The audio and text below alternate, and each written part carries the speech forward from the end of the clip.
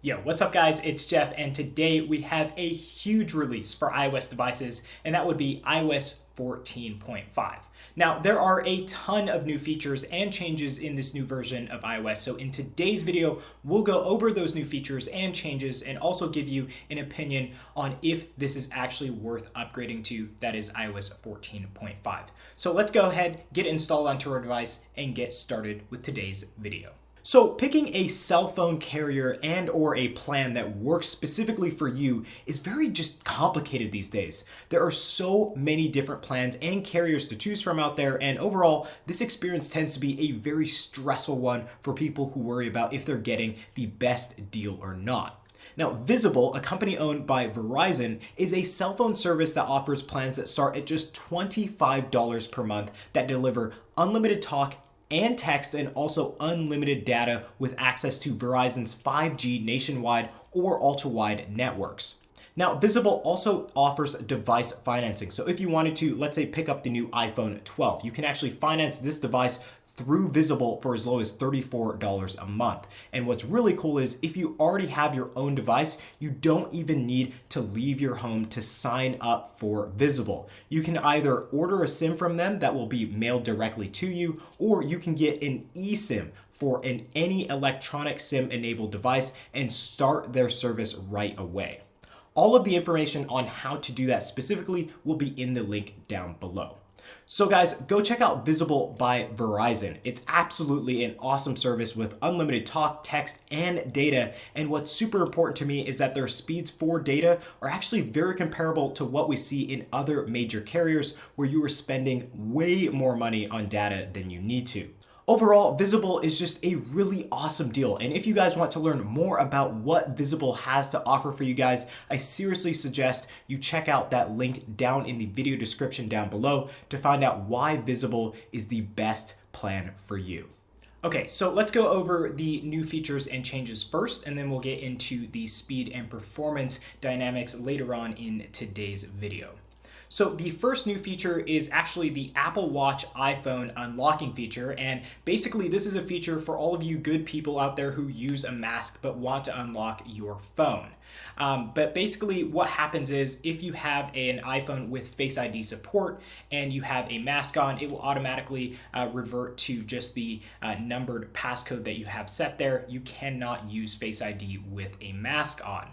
Now, if this specific Apple Watch unlocking feature is enabled, you can actually use your nearby Apple Watch, which should be on your wrist, to unlock your device. It's very much like the unlock your Mac with the Apple Watch feature, but this is really a feature just to help you guys with the use of a mask and being able to get into your device faster without the use of Face ID available to you. Now, next up is dual SIM 5G support. Now, obviously, if you've owned one of the new iPhones in the iPhone 12 lineup specifically, you've been able to access 5G networks, but up until now, you haven't been able to use the dual SIM technology in those phones to access two 5G networks.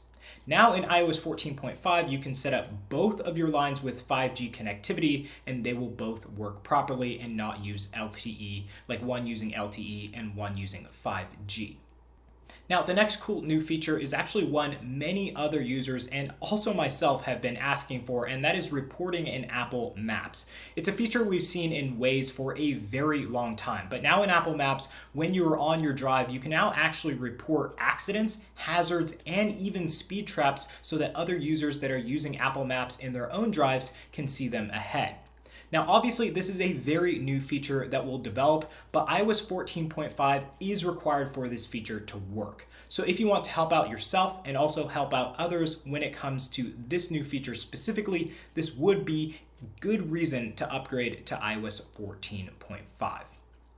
Okay, so another cool new feature in this release is new emoji characters, and we all love new emoji characters. Now, getting new emojis is always cool, and I have to say that everything that Apple has added is quite relevant, but they've also modified some existing emojis as well to tweak them to be a little bit better and more usable. So we'll have that chart on screen of what's new and what has changed, but maybe if you update to iOS 14.5, leave a comment down below in the comment section of what your favorite new emoji is that has been added or modified in iOS 14.5.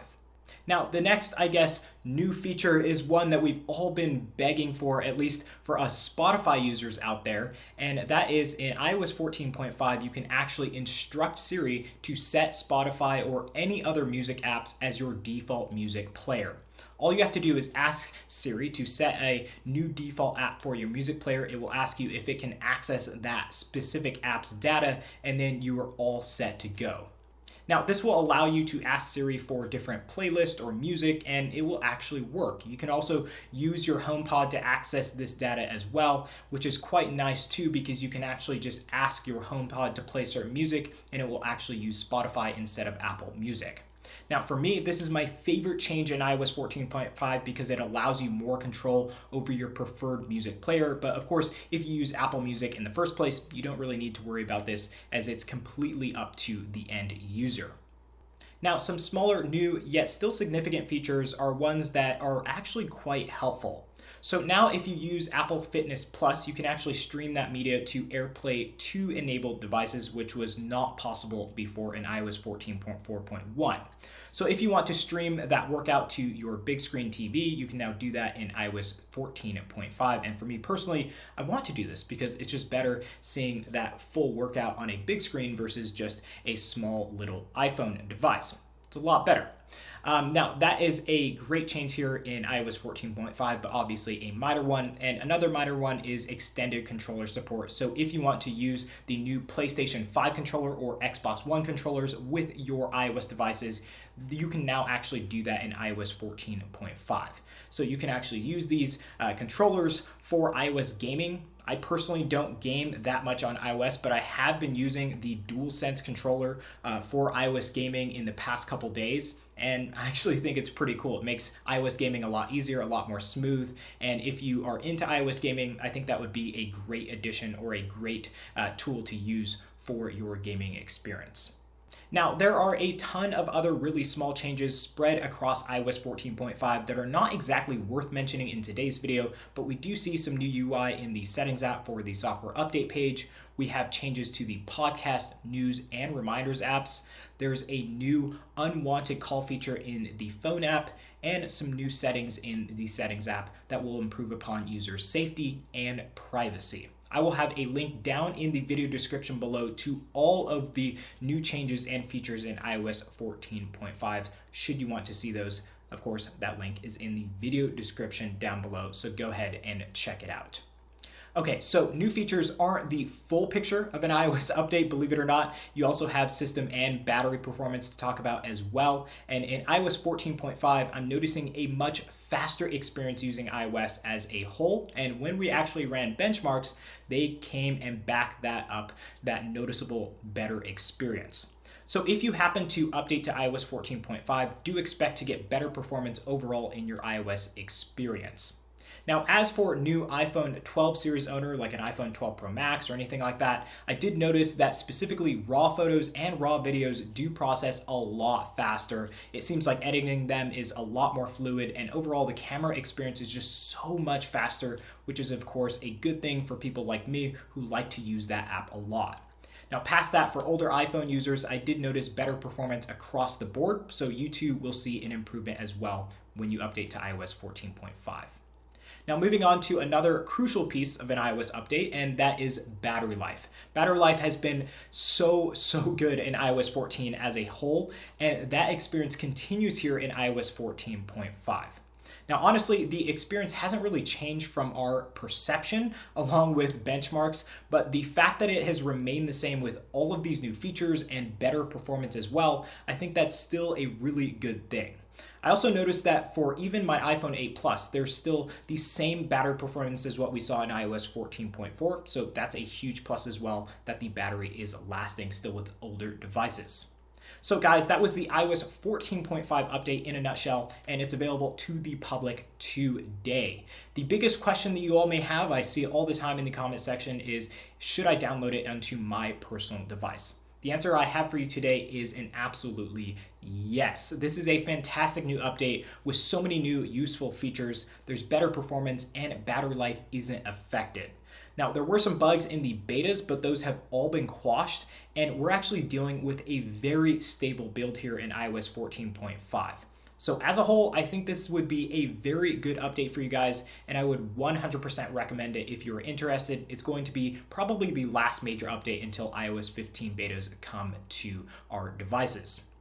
So that's iOS 14.5. If you have any questions or comments about today's update, please leave them in the comment section down below. If you want to follow the channel and see more content in the near future, definitely hit that like button, get subscribed, and also hit that notification bell button as well. There are also links down below to my Twitter, the updated podcast, and some really cool merch you can buy from the updated store, so make sure to check out those links before you head out. But anyways, guys, thank you all for watching today's video, and we hope to see you in some upcoming content. Until then, I hope you all have an awesome day.